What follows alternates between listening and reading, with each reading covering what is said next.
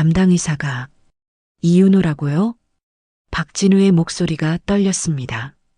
48세의 평범한 회사원인 그는 지금 응급실 침대에 누워 수술 동의서를 들고 있었습니다. 하지만 그 종이에 적힌 담당 의사 이름을 보는 순간 30년 전 기억이 강렬하게 되살아났습니다. 심장이 두근거렸습니다. 원래 심장질환 때문에 두근거리는 것인지 아니면 공포 때문인지 구분할 수 없었습니다. 당장 수술하지 않으면 일주일도 버티기 힘들다고 했습니다. 관상동맥이 90% 이상 막혀 있어서 언제 심장마비가 올지 모른다는 진단이었습니다. 환자분 괜찮으세요?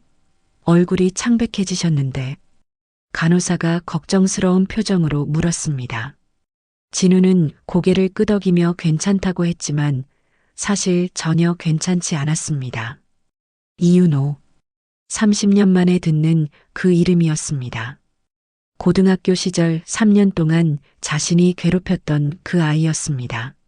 아니, 이제는 아이가 아니라 자신의 생명을 쥐고 있는 의사가 되어 있었습니다. 진우는 떨리는 손으로 휴대폰을 꺼냈습니다.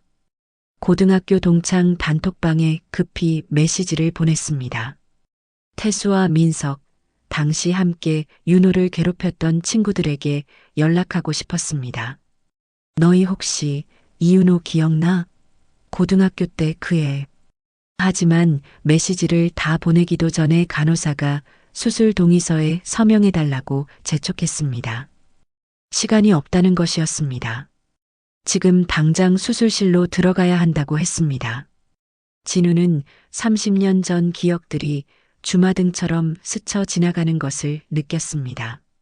고등학교 1학년 봄날, 전학 온 윤호를 처음 봤던 날이 떠올랐습니다.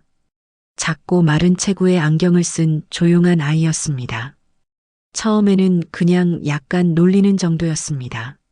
하지만 점점 심해졌습니다. 윤호의 가방을 숨기고 급식을 빼앗고 복도에서 일부러 어깨를 부딪히며 넘어뜨리고 때리기도 많이 때렸습니다. 가장 기억에 남는 것은 윤호가 장래희망 발표를 했던 날이었습니다. 윤호는 떨리는 목소리로 말했습니다. 저는 의사가 되고 싶습니다. 그때 진우와 친구들이 비웃었습니다. 교실 뒤에서 키득거리며 조롱했습니다. 너 같은 애가 무슨 의사냐고 환자들이 다 도망갈 거라고 놀려댔습니다. 그날 윤호의 얼굴을 진우는 아직도 기억하고 있었습니다. 눈물을 참으며 자리로 돌아가던 윤호의 뒷모습이 지금도 선명했습니다. 환자분, 정말 지금 서명하셔야 해요. 간호사의 다급한 목소리에 진우는 정신을 차렸습니다. 하지만 손이 떨려서 펜을 제대로 잡을 수가 없었습니다. 혹시 그 녀석이 나를 알아볼까? 아니, 분명히 알아볼 거야. 얼굴이 많이 변했지만 진우는 자신의 얼굴을 떠올려 봤습니다. 30년이 지나면서 살이 찌고 머리도 많이 벗겨졌습니다. 하지만 눈매나 전체적인 인상은 크게 변하지 않았을 것입니다. 더 큰 문제는 수술이었습니다. 자신의 생명이 윤호의 손에 달려 있다는 것이었습니다. 수술대 위에서 마취되어 아무것도 할 수 없는 상태에서 30년 전 자신이 괴롭혔던 사람이 메스를 들고 있다는 상황이었습니다. 설마 그럴 리는 없겠지. 의사라는 사람이 개인 감정으로. 하지만 확신할 수 없었습니다. 자신이 윤호에게 했던 일들을 생각하면 윤호가 자신을 용서했을 리 없다고 생각했습니다. 진우는 결국 수술 동의서에 서명했습니다. 다른 선택지가 없었습니다. 다른 병원으로 옮길 시간적 여유도 없었고 이 병원이 심장 전문으로 유명한 곳이었습니다. 수술복으로 갈아입고 수술실로 이동하는 침대에 누워있는 동안 진우는 계속 생각했습니다. 아닐 거야. 이윤호라는 이름이 얼마나 많은데 설마 그 이윤호가. 그래, 아닐 거야. 만약 이윤호가 맞다고 해도 분명 못 알아볼 거야. 진우는 그렇게 스스로를 위안했습니다. 절대 아닐 거라고, 만에 하나 정말 자신이 괴롭혔던 그 이윤호라고 해도 30년이나 지난 일을 기억하고 있을 리 없다고 말입니다. 하지만 그런 희망은 수술실 앞에서 산산조각이 났습니다. 수술복을 입은 의사가 나타났을 때 진우는 한눈에 그가 윤호라는 것을 알 수 있었습니다. 30년이 지났지만 눈매는 그대로였습니다. 작고 마른 체구였던 윤호는 이제 건강한 체격의 중년 남성이 되어 있었지만 그 눈빛만큼은 변하지 않았습니다. 윤호가 진우의 차트를 보다가 고개를 들었습니다. 그리고 진우와 눈이 마주쳤습니다. 그 순간 진우는 알 수 있었습니다. 윤호도 자신을 알아봤다는 것을 말입니다. 윤호의 표정은 무표정했습니다. 놀라는 기색도 반가워하는 기색도 전혀 없었습니다. 그저 차갑고 냉정한 의사의 얼굴이었습니다. 박진우 환자분이시죠? 윤호의 목소리는 차가웠습니다. 감정이 전혀 섞이지 않은 기계적인 목소리였습니다. 네, 맞습니다. 진우가 떨리는 목소리로 대답했습니다. 윤호는 진우를 잠시 바라보다가 차트를 확인했습니다. 그리고 다시 진우를 내려다봤습니다. 그 시선이 너무 차가워서 진우는 온몸에 소름이 돋았습니다. 수술 준비 시작하겠습니다. 윤호가 간호사들에게 지시했습니다. 그리고 진우에게로 다가왔습니다. 마스크 너머로 보이는 눈빛이 예전과는 완전히 달랐습니다. 더 이상 겁먹은 학생의 눈이 아니었습니다. 진우는 말하고 싶었습니다. 미안하다고, 용서해달라고 말하고 싶었습니다. 하지만 입이 떨어지지 않았습니다. 공포가 목을 조여왔습니다. 마취과 의사가 다가와서 마취 주사를 준비했습니다. 이제 곧 의식을 잃고 수술대에 누워있게 될 것입니다. 그리고 자신이 30년 전 괴롭혔던 그 사람이 메스를 들고 자신의 심장을 만지게 될 것입니다. 진우의 마지막 생각은 이것이었습니다. 과연 자신이 이 수술대에서 살아 깨어날 수 있을까? 윤호는 정말 의사로서 환자를 대할까? 아니면 30년 전의 복수를 할까? 의식이 점점 흐려지면서 진우는 후회했습니다. 나는 그때 왜 그랬을까? 왜 그렇게 윤호를 괴롭혔을까? 이제 와서 후회해봤자 소용없다는 것을 알면서도 후회가 밀려왔습니다. 마취가 되기 직전 진우는 윤호의 목소리를 희미하게 들었습니다. 30년 만이네요. 박진우 씨. 그렇게 진우의 의식은 사라지고 깊은 잠에 빠져들었습니다. 여기는 이승인가 저승인가. 마취가 풀려 눈을 떴을 때 박진우는 자신이 중환자실에 누워있다는 것을 깨달았습니다. 온몸에 각종 선들이 연결되어 있었고 가슴에는 수술 부위를 보호하는 붕대가 감겨 있었습니다. 살아 있었습니다. 수술이 성공한 것입니다. 진우는 안도의 한숨을 내쉬었습니다. 동시에 복잡한 감정이 밀려왔습니다. 이윤호가 자신을 살려준 것입니다. 옆에서 아내가 울먹이는 목소리로 말했습니다. 여보, 정말 다행이에요. 수술이 정말 위험했대요. 간호사가 진우의 상태를 확인하러 왔습니다. 수술은 5시간이나 걸렸고 예상보다 상태가 심각했다고 설명했습니다. 하지만 이윤호 과장이 최선을 다해서 완벽하게 수술을 마쳤다고 했습니다. 진우는 천장을 바라보며 30년 전 기억들을 떠올렸습니다. 마취에서 깨어나는 동안 꿈속에서 본 장면들이 너무나 선명했습니다. 고등학교 1학년 봄, 이윤호가 전학 온 첫날이었습니다. 선생님이 윤호를 소개했을 때 아이들은 별 관심을 보이지 않았습니다. 작고 마른 체구에 두꺼운 안경을 쓴 조용한 학생이었습니다. 처음에는 단순한 장난이었습니다. 진우와 친구들이 복도에서 윤호를 지나치며 어깨를 부딪혔습니다. 윤호는 아무 말 없이 고개를 숙였습니다. 그 반응이 재미있었습니다. 점점 심해졌습니다. 윤호의 가방을 숨기고 교과서를 찍고 급식줄에서 새치기 하면서 밀어냈습니다. 윤호는 항상 참았습니다.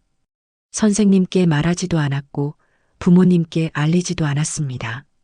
진우는 왜 그랬을까요? 지금 생각해보면 이해할 수 없었습니다. 윤호가 자신에게 잘못한 것도 없었는데 말입니다. 하지만 당시에는 그저 재미있었습니다. 단지 체격이 크다는 우월함, 그리고 친구들과 어울려서 누군가를 괴롭히는 것이 일종의 유대감을 만들어주는 것 같았습니다. 게다가 윤호는 전혀 대항하지 않으니 더 쉽게 괴롭힐 수 있었습니다. 가장 기억에 남는 날은 윤호가 장래희망 발표를 했던 날이었습니다. 3학년 봄 진로 상담 시간이었습니다. 윤호가 교단에 서서 떨리는 목소리로 말했습니다. 저는 의사가 되고 싶습니다. 아픈 사람들을 치료해주고 싶어요. 교실 뒤에서 진우와 친구들이 웃음을 터뜨렸습니다. 키득거리며 속삭였습니다. 너 같은 애가 무슨 의사냐고, 환자들이 겁먹고 도망갈 거라고 조롱했습니다. 윤호의 얼굴이 빨개졌습니다. 눈물을 참으려고 애쓰는 것이 보였습니다. 그날 윤호는 자리로 돌아가면서 고개를 푹 숙이고 있었습니다. 그날 이후로 윤호는 더욱 조용해졌습니다. 점심시간에도 혼자 구석에 앉아 있었고 쉬는 시간에도 책만 읽었습니다. 진우와 친구들은 그런 윤호를 왕따라고 부르며 계속 괴롭혔습니다. 졸업식 날 진우는 윤호가 혼자 조용히 학교를 떠나는 모습을 봤습니다. 그때 처음으로 약간의 죄책감을 느꼈습니다. 하지만 곧 잊어버렸습니다. 대학에 진학하고 군대를 다녀오고 직장에 취직하고 결혼하고 아이를 낳으면서 진우는 바쁘게 살았습니다. 고등학교 시절의 일들은 점점 잊혀졌습니다. 하지만 가끔 밤에 악몽을 꿨습니다. 윤호가 나타나서 자신을 노려보는 꿈이었습니다. 그럴 때마다 진우는 식은땀을 흘리며 깨어났습니다.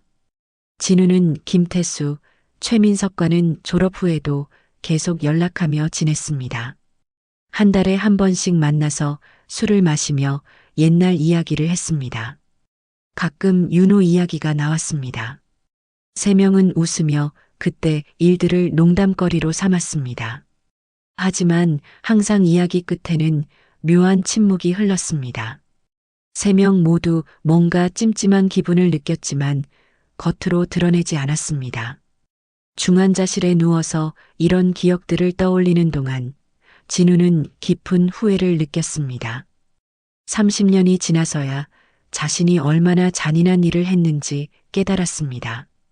윤호는 단지 조용하고 착한 학생이었을 뿐인데 자신들이 3년 동안 지옥으로 만들었던 것입니다. 다음 날 아침 이윤호가 회진을 왔습니다. 진우는 긴장했습니다. 윤호가 뭐라고 말할지, 어떤 표정을 지을지 두려웠습니다. 하지만 윤호는 담담하게 차트를 확인하며 수술 결과를 설명했습니다. 수술은 성공적이었고 회복도 순조롭게 진행되고 있다고 했습니다. 선생님, 진우가 떨리는 목소리로 불렀습니다. 하지만 윤호는 차트에서 눈을 떼지 않았습니다. 환자분은 2주 정도 입원하시면 됩니다. 퇴원 후에도 정기적인 검진이 필요합니다. 윤호의 목소리는 여전히 차가웠습니다. 환자를 대하는 의사의 목소리였지만 그 안에 어떤 감정도 느껴지지 않았습니다. 진우는 사과하고 싶었습니다. 30년 전 일을 사과하고 싶었습니다. 하지만 입이 떨어지지 않았습니다. 윤호가 병실을 나가려는 순간 진우가 용기를 냈습니다. 정말 죄송합니다. 윤호의 발걸음이 멈췄습니다. 하지만 돌아보지 않았습니다. 잠시 침묵이 흐른 후 윤호가 말했습니다. 무엇에 대해 죄송하다는 건가요? 진우는 할 말을 잃었습니다. 윤호의 목소리에는 감정이 전혀 없었습니다. 로봇처럼 기계적인 질문이었습니다. 고등학교 때 제가 했던 일들. 아, 그건 말씀이시군요. 윤호가 드디어 돌아섰습니다. 그의 얼굴은 여전히 무표정했습니다.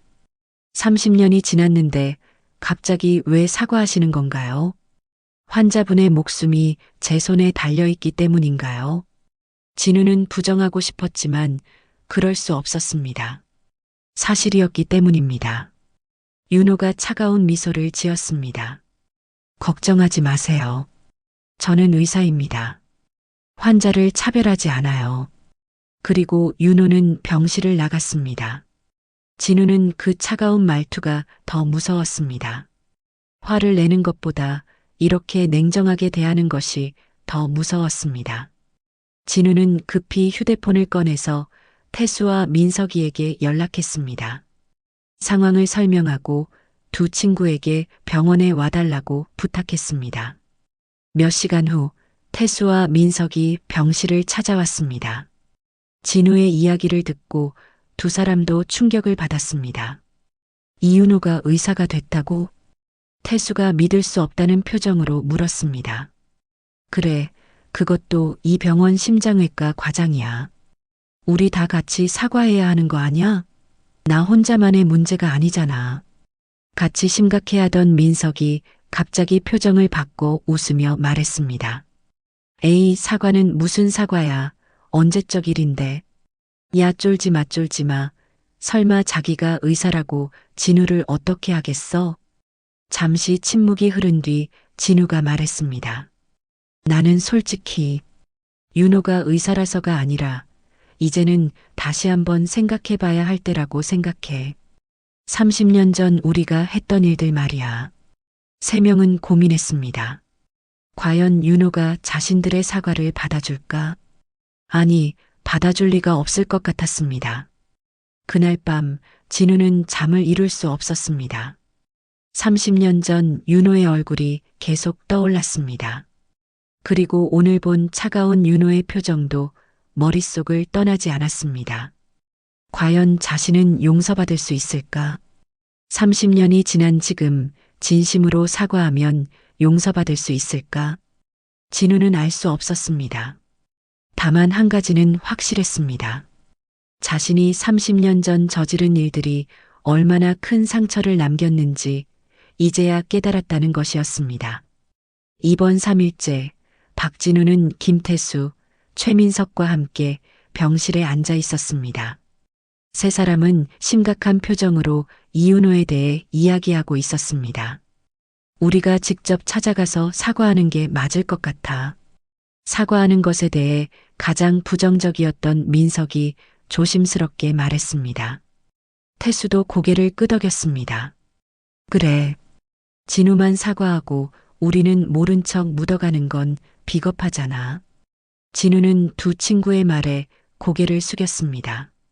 사실 혼자서 모든 책임을 지고 싶지 않았습니다.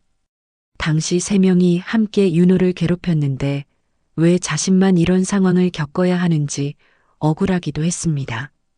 그날 오후 세 사람은 이윤호를 찾아가기로 했습니다.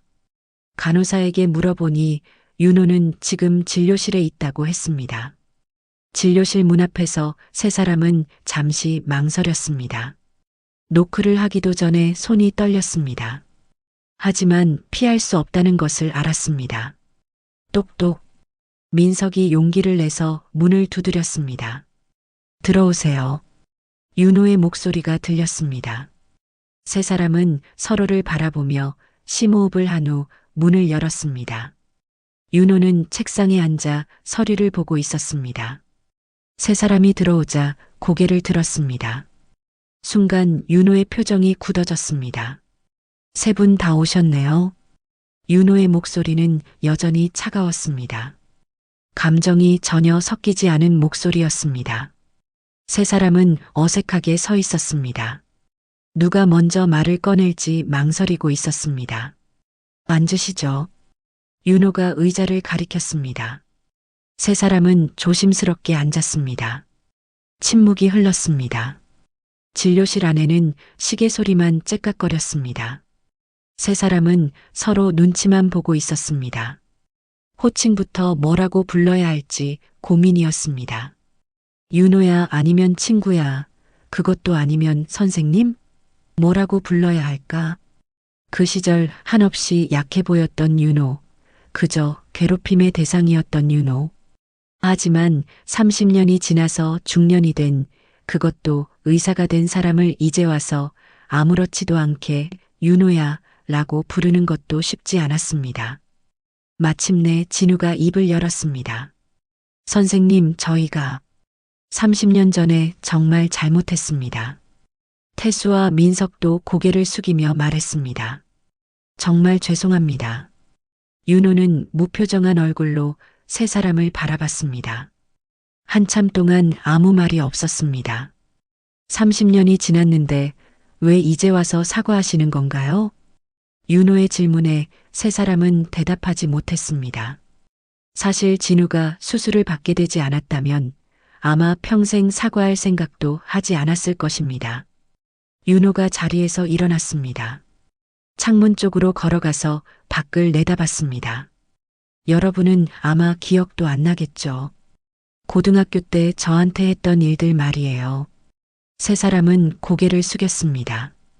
기억이 났습니다. 너무나 선명하게 기억났습니다. 윤호가 계속 말했습니다. 저는 매일 밤 악몽을 꿨어요. 학교 가는 게 무서웠어요.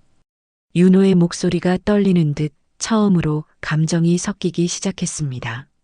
3학년 때 장래희망 발표하던 날 기억나세요?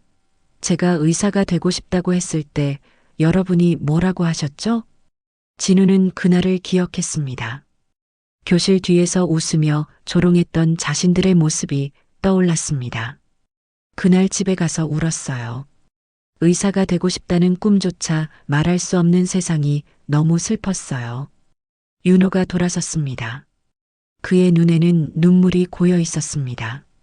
졸업하고 나서도 트라우마가 남았어요. 사람들이 무서웠고 누구도 믿을 수 없었어요. 세 사람은 할 말을 잃었습니다. 자신들의 행동이 윤호에게 이렇게 큰 상처를 남겼다는 것을 처음 실감했습니다. 윤호가 책상 서랍을 열고 낡은 수첩을 꺼냈습니다. 30년 된 것처럼 보이는 오래된 수첩이었습니다. 이거 아세요? 제 고등학교 일기장이에요. 윤호가 수첩을 펼쳤습니다. 거기에는 빽빽한 글씨로 적혀 있었습니다. 여기 적혀 있어요. 여러분이 저한테 했던 모든 일들이요. 윤호가 한 페이지를 읽기 시작했습니다. 1995년 5월 12일. 오늘도 복도에서 부딪혀 넘어졌다. 책이 다 떨어졌는데 아무도 도와주지 않았다. 진우는 그날을 기억했습니다. 자신이 일부러 어깨를 부딪혀서 윤호를 넘어뜨렸던 날이었습니다. 윤호가 다른 페이지를 넘겼습니다. 1996년 3월 5일. 급식을 못 먹었다. 또 새치기 당했다. 배가 너무 고팠다. 민석이 고개를 떨구었습니다. 그날 자신이 새치기를 해서 윤호를 밀쳐냈던 것, 그리고 급식까지 뺏어 먹었던 것을 기억했습니다. 윤호의 목소리가 떨렸습니다. 1997년 4월 23일. 장래희망 발표를 했다. 의사가 되고 싶다고 말했는데 다들 웃었다. 너무 창피했다. 죽고 싶었다. 태수의 눈에서 눈물이 흘러내렸습니다. 그날 자신도 함께 킥킥대며 비웃었던 것을 기억했습니다. 윤호가 수첩을 덮었습니다. 이 일기장에는 3년 동안의 기록이 다 있어요. 여러분이 저한테 했던 모든 일들이요. 세 사람은 울고 있었습니다. 자신들의 행동이 한 사람의 인생에 이렇게 큰 상처를 남겼다는 것을 이제야 깨달았습니다. 윤호가 다시 자리에 앉았습니다. 그런데 놀라운 일이 있었어요. 윤호의 목소리가 조금 부드러워졌습니다. 대학에 들어가서 상담을 받았어요. 트라우마를 극복하기 위해서요. 세 사람은 윤호를 바라봤습니다. 상담 선생님이 그러시더라고요. 그 아픔을 힘으로 바꾸라고요. 윤호가 미소를 지었습니다. 처음 보는 따뜻한 미소였습니다. 그래서 저는 의사가 되기로 결심했어요. 저처럼 아픈 사람들을 치료하는 의사가 되고 싶었어요. 진우가 놀라서 물었습니다. 그럼 우리 때문에 의사가 되신 건가요? 윤호가 고개를 끄덕였습니다. 어떻게 보면 그래요. 여러분이 저를 괴롭혔기 때문에 저는 더 강해져야 했어요. 그리고 그 독한 마음으로 의사가 될 수 있었어요. 세 사람은 충격을 받았습니다. 자신들의 괴롭힘이 윤호를 무너뜨린 것이 아니라 오히려 더 강하게 만들었다는 것이었습니다. 윤호가 계속 말했습니다. 물론 쉽지 않았어요. 매일 밤 악몽을 꿨고 사람들이 무서웠고 포기하고 싶었어요. 윤호의 눈에서 다시 눈물이 흘렀습니다. 하지만 포기하지 않았어요. 저처럼 아픈 사람들을 위해 살기로 결심했으니까요. 진우가 떨리는 목소리로 물었습니다. 그럼 우리를 용서하신 건가요? 윤호는 한참 동안 대답하지 않았습니다. 창밖을 바라보며 깊은 생각에 잠겼습니다. 용서요. 윤호가 세 사람을 돌아봤습니다. 솔직히 말하면 아직도 완전히 용서한 건 아니에요. 세 사람의 얼굴이 어두워졌습니다. 하지만 미워하지는 않아요. 미워하면 제가 더 힘들거든요. 윤호가 다시 미소를 지었습니다. 그리고 박진우 환자분 수술할 때 깨달았어요. 진우가 윤호를 바라봤습니다. 제가 의사가 된 이유를 말이에요. 생명을 살리는 게 제 소명이에요. 그게 환자가 누구든 상관없이요. 윤호의 말에 세 사람은 고개를 숙였습니다. 부끄러움과 감사함이 동시에 밀려왔습니다. 진료실에서 나온 세 사람은 한동안 아무 말이 없었습니다. 복도를 걷는 내내 깊은 생각에 잠겨 있었습니다. 이윤호의 말들이 머릿속에서 맴돌았습니다. 병실로 돌아온 후에도 세 사람은 여전히 침묵했습니다. 박진우가 침대에 누웠고 김태수와 최민석은 의자에 앉아 있었습니다. 우리가 정말 나쁜 짓을 했구나. 태수가 먼저 입을 열었습니다. 목소리가 떨렸습니다. 민석도 고개를 끄덕였습니다. 눈이 충혈되어 있었습니다. 일기장에 적힌 날짜들. 다 기억나? 우리가 얼마나 지독하게 굴었는지. 진우는 천장을 바라보며 말했습니다. 근데 놀라운 건 윤호가 우리를 미워하지 않는다는 거야. 세 사람은 다시 침묵에 빠졌습니다. 이윤호의 마지막 말이 계속 떠올랐습니다. 생명을 살리는 것이 자신의 소명이라는 말이었습니다. 다음 날 아침 간호사가 진우의 상태를 확인하러 왔습니다. 회복이 순조롭게 진행되고 있다고 했습니다. 며칠 후면 일반 병실로 옮길 수 있을 것 같다고 했습니다. 오후에 이윤호가 회진을 왔습니다. 어제와는 달리 조금 부드러운 표정이었습니다. 상태가 많이 좋아지셨네요. 윤호가 차트를 확인하며 말했습니다. 진우는 조심스럽게 물었습니다. 선생님, 어제 말씀하신 것 정말 감사합니다. 윤호가 고개를 들어 진우를 바라봤습니다. 다른 두 분은 안 계시지만 저도 여러분께 하고 싶은 말이 있어요. 진우는 긴장했습니다. 윤호가 무슨 말을 할지 알 수 없었습니다. 윤호가 의자에 앉았습니다. 그리고 천천히 이야기를 시작했습니다. 사실 고등학교 졸업 후에 자살을 시도한 적이 있어요. 진우는 깜짝 놀랐습니다. 그런 줄은 전혀 몰랐습니다. 윤호가 계속 말했습니다. 대학교 1학년 여름방학 때였어요. 트라우마가 너무 심해서 견딜 수가 없었거든요. 윤호의 목소리가 떨렸습니다. 다행히 부모님이 발견하셔서 살았어요. 그리고 그때부터 상담을 받기 시작했죠. 진우는 할 말을 잃었습니다. 자신들의 행동이 윤호를 죽음의 문턱까지 몰고 갔다는 것을 이제야 알았습니다. 상담 선생님이 그러시더라고요. 트라우마를 극복하는 방법은 두 가지라고요. 윤호가 창밖을 바라보며 말했습니다. 하나는 당한 것의 10배 이상 갚아주는 처절한 복수이고 다른 하나는 마음속 깊은 곳에서 나오는 진정한 용서라고 했어요. 어느 쪽이든 달성하면 트라우마는 자연스럽게 극복된다고 하더라고요. 진우는 숨을 죽이고 윤호의 말을 들었습니다. 저는 복수를 선택할 수도 있었어요. 처절한 복수, 그것을 달성했을 때의 기분, 상상만 해도 짜릿했어요. 그런데 그게 상상이긴 하지만 결말은 무서울 정도로 끔찍했죠. 윤호가 진우를 돌아봤습니다. 솔직히 저에겐 그만한 용기가 없었어요. 진우는 고개를 숙였습니다. 그래서 저는 다른 길을 선택했어요. 의사가 되어서 생명을 살리는 거요. 윤호의 목소리에는 확신이 담겨 있었습니다. 처음에는 힘들었어요. 의대 공부하면서도 계속 여러분 생각이 났거든요. 윤호가 잠시 말을 멈췄습니다. 하지만 환자들을 만나면서 깨달았어요. 세상에는 저보다 더 아픈 사람들이 많다는 걸요. 진우는 윤호의 말에 깊이 공감했습니다. 그래서 저는 환자들에게 집중하기로 했어요.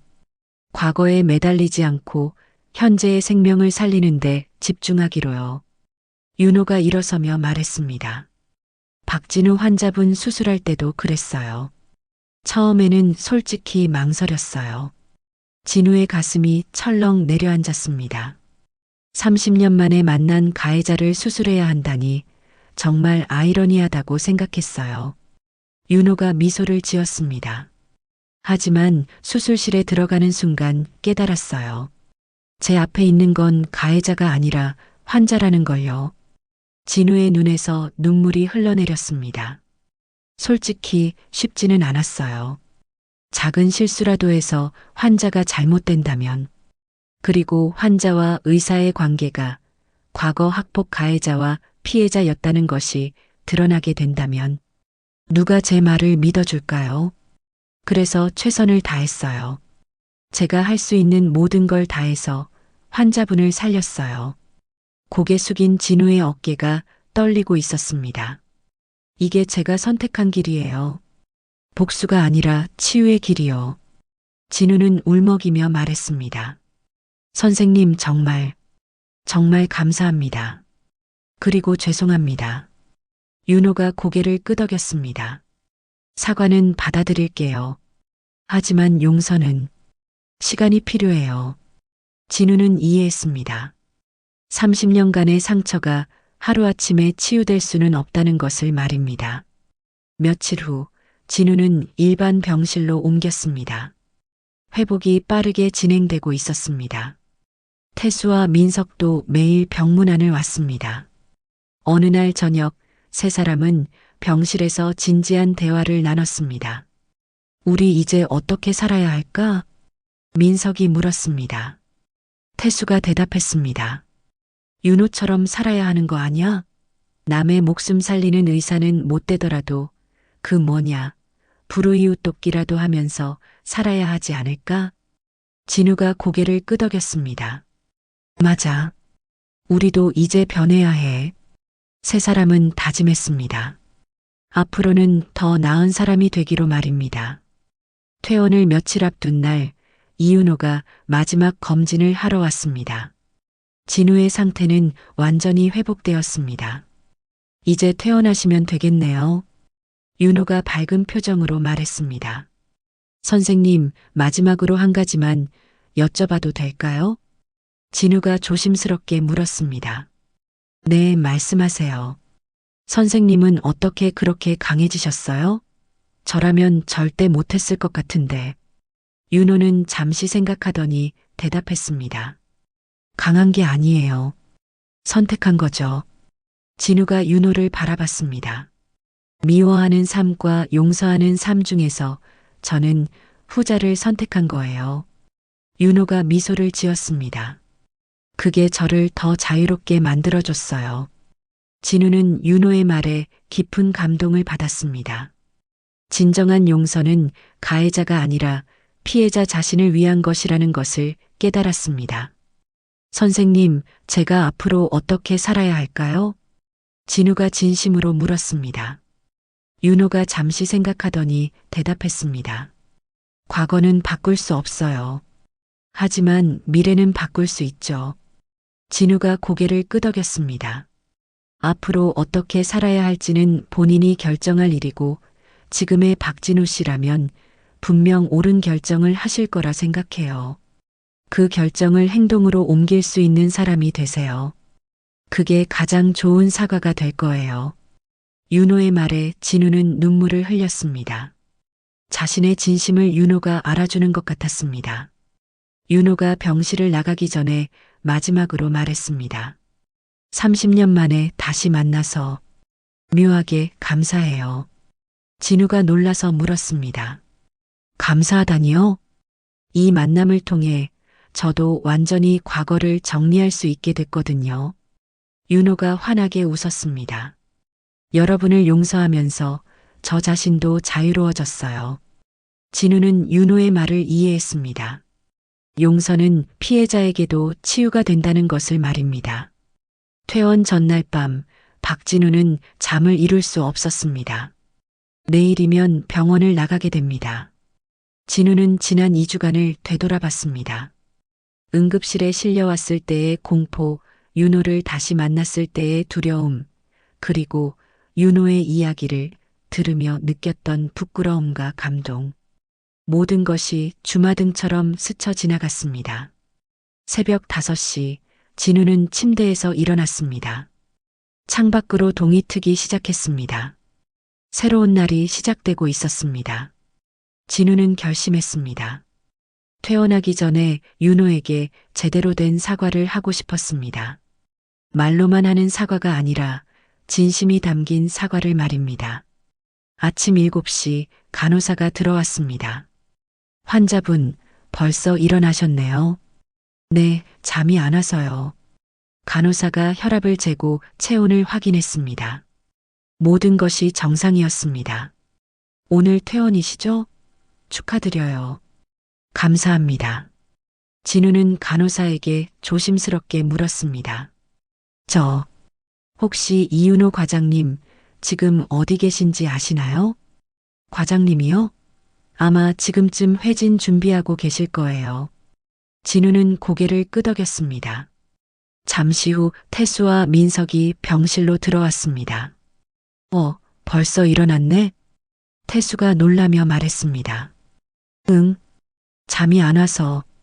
민석이 의자에 앉으며 물었습니다. 오늘 퇴원인데 기분이 어때?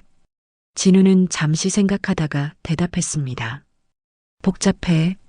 살아난 건 다행인데 뭔가 찜찜한 기분이 남아있어. 태수가 고개를 끄덕였습니다. 나도 그래. 윤호한테 제대로 된 사과를 못한 것 같아서. 병실에 침묵이 흘렀습니다. 윤호는 용서한다고 했지만 여전히 누구 하나 마음이 편하지 않았습니다. 세 사람은 어느새 머리를 맞대고 30년 전 윤호를 어떻게 괴롭힐까 회의하던 것처럼 의견을 나눴습니다. 다만 오늘 회의 주제는 달랐습니다. 오전 10시 윤호가 마지막 검진을 하러 왔습니다. 뒤에는 젊은 레지던트 의사 2명이 따라왔습니다. 오늘 퇴원이시죠? 마지막 검진하겠습니다. 윤호가 차트를 확인하며 말했습니다. 진우의 심장 상태를 점검하고 혈압을 재고 수술 부위를 확인했습니다. 완벽하게 회복되셨네요. 윤호가 만족스러운 표정으로 말했습니다. 선생님, 진우가 조심스럽게 불렀습니다. 윤호가 고개를 들어 진우를 바라봤습니다. 저희 3명이 선생님께 드릴 게 있어요. 태수가 가방에서 봉투 하나를 꺼냈습니다. 윤호는 의아한 표정으로 봉투를 받았습니다. 이게 뭔가요? 편지입니다. 민석이 대답했습니다. 윤호는 놀라서 잠시 머뭇거리자 태수가 말했습니다. 지금 열어봐 주세요. 부탁드립니다.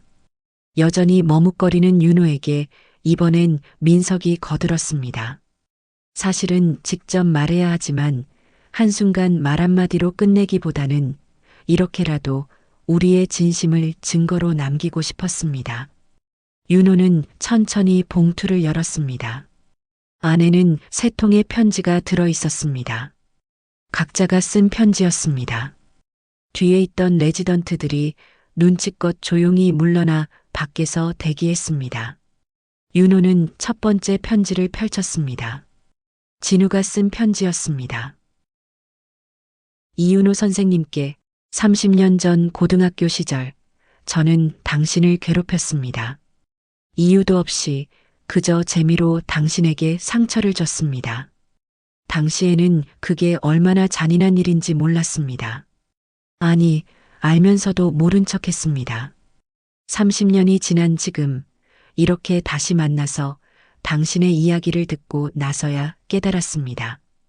제가 얼마나 큰 죄를 지었는지를요. 당신은 저를 용서한다고 했지만 저는 아직 저 자신을 용서할 수 없습니다.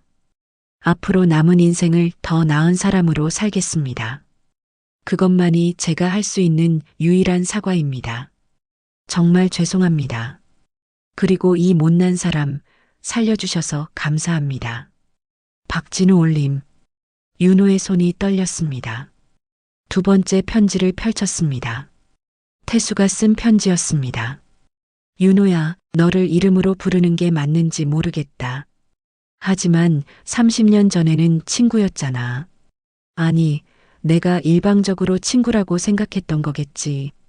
미안해. 정말 미안해. 너의 일기장을 보고 충격받았어. 그게 다 우리가 한 짓이었구나. 나는 그저 장난이라고 생각했는데 너에겐 지옥 같은 나날이었구나. 이제라도 깨닫게 되어 다행이야. 아니, 다행이라고 말하는 것도 이상하구나. 앞으로 나도 너처럼 살고 싶구나. 누군가에게 상처 주지 않고 도움이 되는 사람으로. 용서해줘서 고마워. 그리고 미안해. 김태수 올림. 윤호의 눈에서 눈물이 흘러내렸습니다. 마지막 편지를 펼쳤습니다. 민석이 쓴 편지였습니다.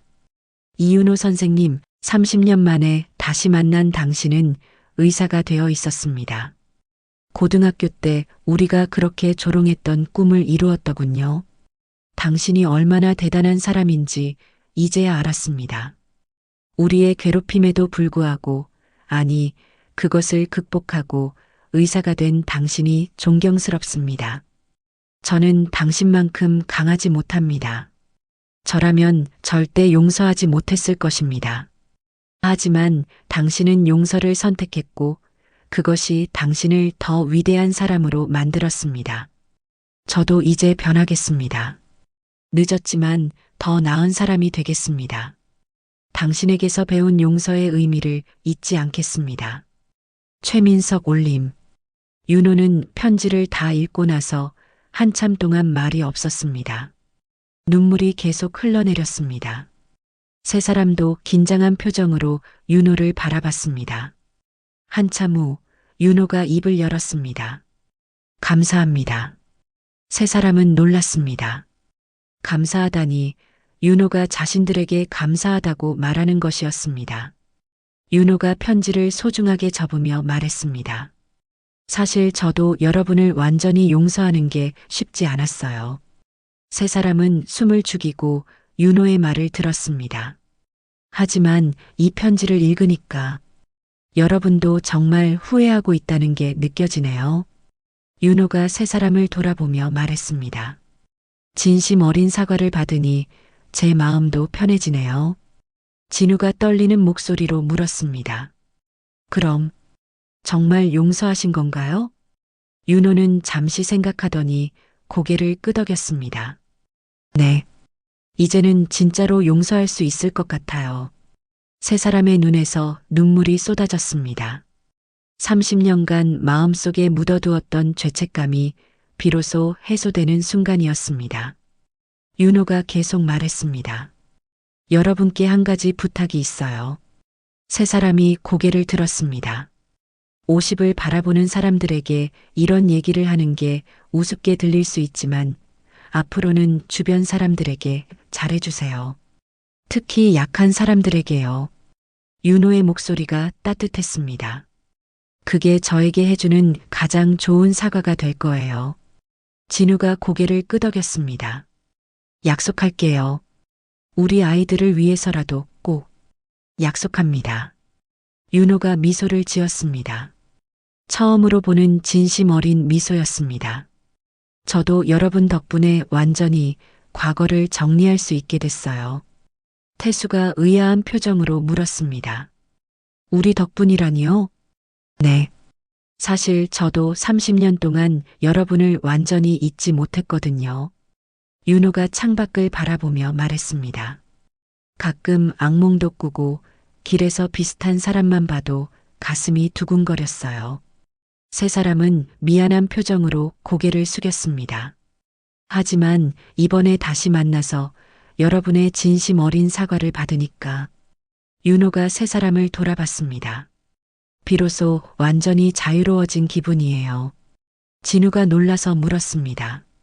자유로워지셨다고요? 네. 미움도 없어지고 두려움도 사라졌어요. 윤호가 환하게 웃었습니다. 이제야 정말로 과거를 벗어날 수 있을 것 같아요. 민석이 눈물을 닦으며 말했습니다. 저는 아직도 모르겠어요. 저희 같은 사람들을 어떻게 용서할 수 있는지. 윤호가 고개를 저었습니다. 용서는 여러분을 위한 것만이 아니에요. 저 자신을 위한 거죠. 세 사람은 윤호의 말에 깊이 공감했습니다. 윤호가 밖에서 대기하던 레지던트를 불렀습니다. 김 선생님, 퇴원 절차 도와주시겠어요? 네, 과장님. 레지던트가 다시 서류를 챙기러 나갔습니다. 윤호가 세 사람에게로 다가왔습니다. 박진우 환자분, 퇴원 후에도 정기적으로 검진받으러 오셔야 해요. 네, 알겠습니다. 그리고 윤호가 잠시 망설이다가 말했습니다. 다음에 오실 때 커피 한 잔 하시겠어요? 세 분 다 함께요. 세 사람은 깜짝 놀랐습니다.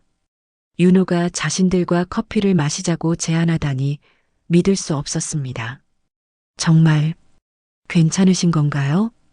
진우가 조심스럽게 물었습니다. 네. 이제는 괜찮아요. 윤호가 미소를 지었습니다. 과거는 과거로 묻어두고 이제는 새로운 관계를 만들어가고 싶어요. 태수가 물었습니다. 새로운 관계라니요? 네. 가해자와 피해자가 아니라. 윤호가 손을 내밀었습니다.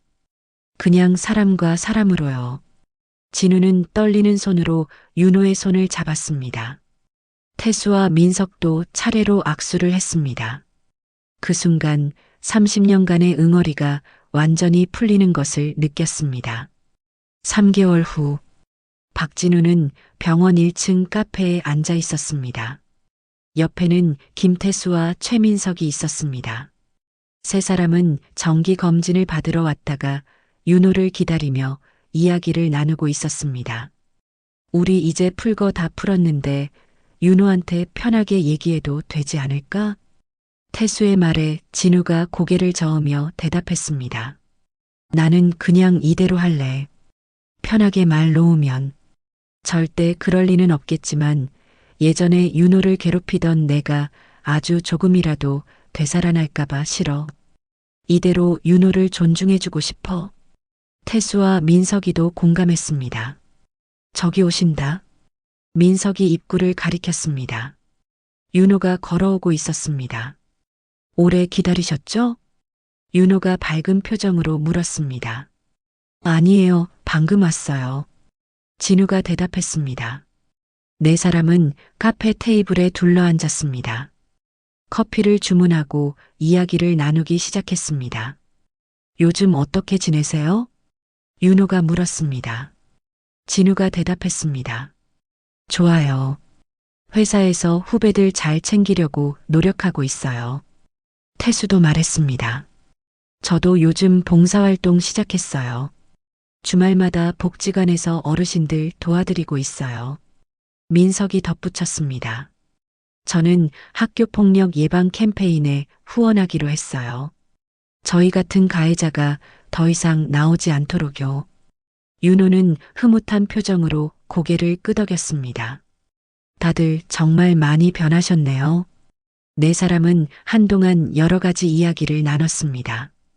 가족 이야기, 일 이야기, 취미 이야기. 과거의 아픈 기억은 더 이상 대화 주제가 아니었습니다. 그저 평범한 사람들의 일상적인 대화였습니다. 커피를 다 마시고 자리에서 일어나며 윤호가 말했습니다. 다음 달에 제가 학교폭력 예방 강연을 하게 됐어요. 세 사람이 놀라며 물었습니다. 정말요? 네. 교육청에서 요청이 왔어요. 제 경험을 학생들과 나누면 좋겠다고요. 진우가 조심스럽게 제안했습니다. 저희도 함께 가면 안 될까요? 윤호가 의아한 표정으로 물었습니다. 함께요? 옆에서 듣고 있던 태수가 반기를 들었습니다. 아니, 가해자가 거기 가서 무슨 얘기를 하려고?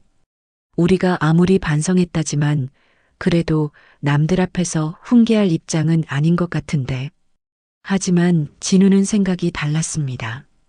가해자의 입장에서 이야기하는 것도 진심이 담겨 있다면 의미가 있을 것 같아서요. 태수와 민석이도 고개를 끄덕였습니다. 윤호는 잠시 생각하더니 환하게 웃었습니다. 좋은 생각이네요. 함께 가시죠. 네 사람은 악수를 나눴습니다. 30년 전 가해자와 피해자였던 그들은 이제 같은 목표를 가진 동료가 되어 있었습니다. 병원을 나서며 진우는 하늘을 올려다봤습니다. 가을 하늘이 맑고 푸르렀습니다. 우리 정말 다행이다. 진우가 두 친구에게 말했습니다. 뭐가? 태수가 물었습니다. 윤호를 다시 만난 거, 그리고 용서받은 거. 민석이 고개를 끄덕였습니다. 맞아. 이게 우리한테 주어진 마지막 기회인 것 같아. 세 사람은 걸으며 이야기를 나눴습니다. 앞으로 잘 살아야지. 그래. 윤호한테 부끄럽지 않게. 그리고 우리 자신에게도 떳떳하게. 세 사람은 환하게 웃었습니다. 30년 만에 찾아온 두 번째 기회였습니다. 1년 후 윤호는 학교폭력 예방 강연으로 유명해졌습니다. 전국의 학교를 돌아다니며 자신의 경험을 나누었습니다. 그리고 그 옆에는 항상 박진우, 김태수, 최민석이 함께했습니다. 가해자의 입장에서 진심 어린 반성과 사과의 메시지를 전했습니다. 많은 학생들이 그들의 이야기를 듣고 변화했습니다. 가해 학생들은 자신의 행동을 반성했고 피해 학생들은 희망을 얻었습니다. 어느 날 강연이 끝난 후 한 학생이 윤호가 아닌 진우에게 다가왔습니다. 학생은 진우 앞에서 한참을 머뭇거리다 입을 열었습니다. 선생님, 저도 친구를 괴롭혔었어요. 학생의 눈에는 눈물이 가득했습니다.